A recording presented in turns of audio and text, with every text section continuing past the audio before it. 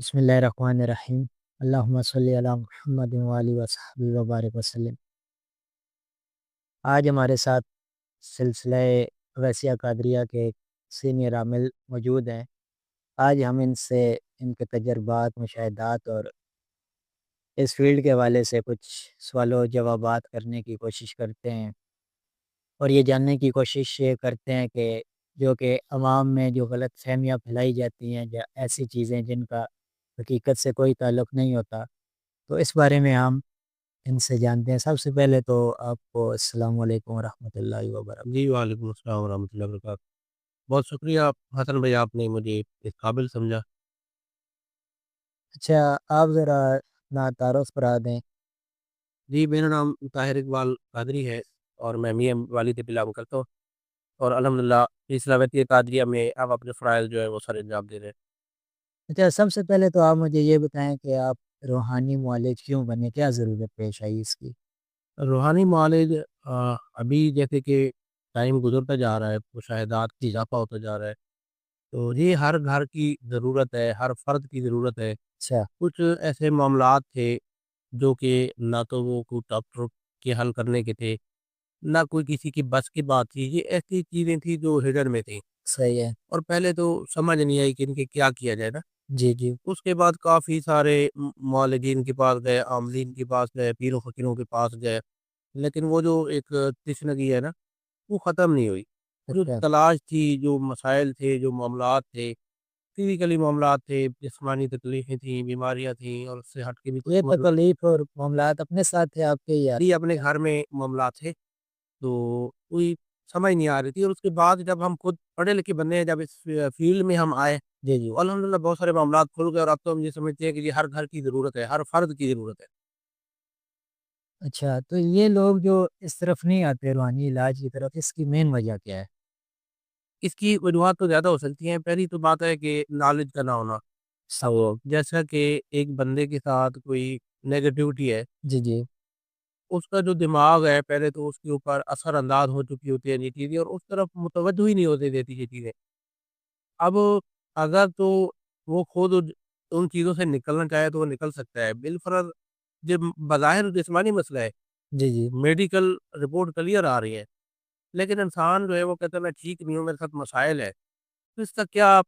ہر بندہ سوچے گا کہ ظاہر ہے میڈیکلی مسئلہ نہیں ہے تو کوئی تو مسئلہ ہے نا۔ جی جی، بالکل ایسا ہی ہے۔ تو پھر ہم یہی کہتے ہیں کہ اس کو روحانی جو معالج ہے، جو حقیقی معنوں میں روحانی معالج ہے، علم والا ہے، نالج والا ہے، اس کو ڈائگنوز کرے گا، صحیح ہے۔ تو اس کے بعد ہی اس کے جو معاملات ہیں وہ سامنے آتے ہیں۔ اچھا، ویسے مجھے آپ یہ بتائیں، آپ نے یہ کام کس عمر میں شروع کیا؟ دلچسپی کب آپ کی ظاہر ہوئی تھی؟ دلچسپی تو جیسی کچھ ہوش سنبھالا تو ہمیں اس میں شوق تھا، کیونکہ یہ چیزیں ہم دیکھتے تھے اپنی آنکھوں سے، اور یہ ساری چیزیں شوق تھا، لیکن کوئی ہمیں پلیٹ فارم نہیں مل رہا تھا۔ اچھا جہاں پہ ہم کوشش کرتے بھی تھے تو ہمیں وہاں پہ کامیابی نہیں ہوتی تھی، لیکن الحمدللہ یہ سلسلہ ویسیہ کا فیضان ہے کہ اس میں آ کے ہمیں بہت زیادہ کامیابی ملی۔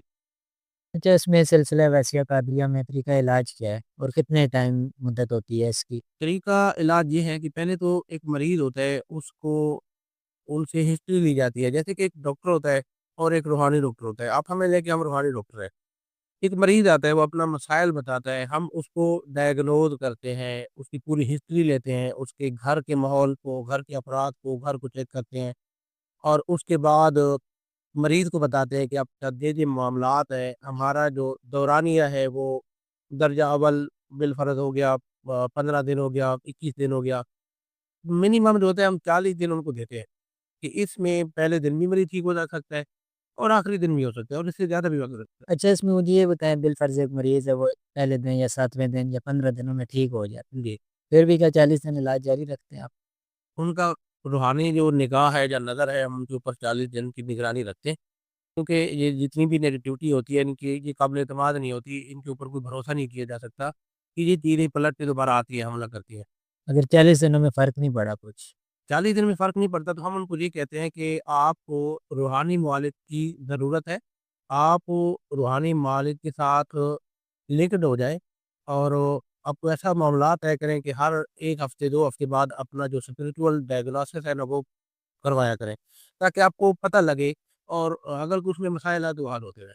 اچھا، اس میں جو پیشنٹ آپ کے پاس آتے ہیں جن کو فزیکلی یا جسمانی بیماریاں ہلاک ہو چکی ہوتی ہیں، جی، کیا آپ ان کا صرف روحانی علاج ہی کرتے ہیں یا میڈیکل ٹریٹمنٹ کی طرف بھی بھیجتے ہیں ہم کو؟ پہلے ہم ان کو یہ کہتے ہیں کہ وہ پہلے میڈیکل ٹریٹمنٹ کروائیں، کیونکہ علاج کرنا سنت ہے، سنت نبی ہے۔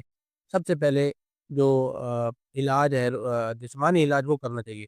اس کے بعد اگر علاج اثر انداز نہیں ہو رہا، دوائی اثر نہیں کر رہی، مریض ٹھیک نہیں ہو پا رہے، ڈاکٹر صحیح طریقے سے ڈائگنوز نہیں کر رہے، پھر ہم اس کے بعد ان کی رپورٹیں اور سارے معاملات دیکھ کے ہم اپنا علاج شروع کرواتے ہیں۔ پھر کیا آپ پھر میڈیکل ٹریٹمنٹ سے منع کر دیتے ہیں یا؟ نہیں، میڈیکل ٹریٹمنٹ سے منع نہیں کرتے، کیونکہ اس میں ایسا ہوتا ہے کافی سارے معالجین ایسے مریضوں کی جانیں بھی لے چکے ہیں۔ جی بالکل، یہ تو معاشرے میں دیکھا جا جی، چکا ہے۔ یہ بالکل غلط ہے۔ ہم تو یہی میسج دیں گے کہ کوئی بھی بندہ جو میڈیکل ٹریٹمنٹ ہے وہ نہ روکے، چاہے وہ ایلوپیتھک ہو، ہومیوپیتھک ہو، کوئی بھی ہو، علاج وہ اپنا نہ روکے، ساتھ ساتھ روحانی علاج بھی کرائے۔ روحانی علاج کے بعد یہ ہوگا کہ وہی دوائی جو پہلے اثر نہیں کر رہی وہ اثر کرنا شروع کر دے گی۔ جس میں جادو یا جنات کی وجہ سے ظاہری طور پہ اگر نہیں کوئی علامات ہو رہی، تو اس میں کیا بنیادی علامات سمجھتے ہیں کہ ایک بندے کے اندر وہ علامات پائی جا رہی ہیں تو اسے اس طرف آنا چاہیے؟ ایک انسان بیسیکلی خود اپنا ڈاکٹر ہوتا ہے، اس کو سمجھ آنے لگتی ہے کہ میرے ساتھ کچھ نہ کچھ ایسے معاملات ہو رہے ہیں، وہ کسی کو بتا نہیں سکتا۔ عموماً سر کے اوپر بوجھ رہنا، کندھوں کے اوپر، آنکھوں کے اوپر وزن لینا یا غدود کی طاری لینا، نیند طاری لینا، اور بعض دفعہ ایسا ہوتا ہے یہ سارے معاملات ہر پیشنٹ میں نہیں ہوتے، کسی کسی میں کوئی کچھ علامات ہو سکتی ہیں۔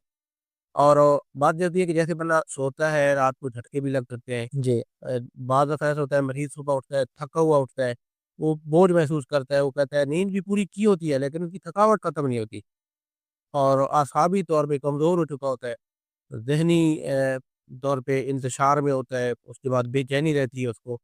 مطلب یہ ہے کہ وہ ایسے مسائل کا شکار ہوتا ہے، کسی کو بتا نہیں سکتا لیکن خود فیل کر سکتا ہے۔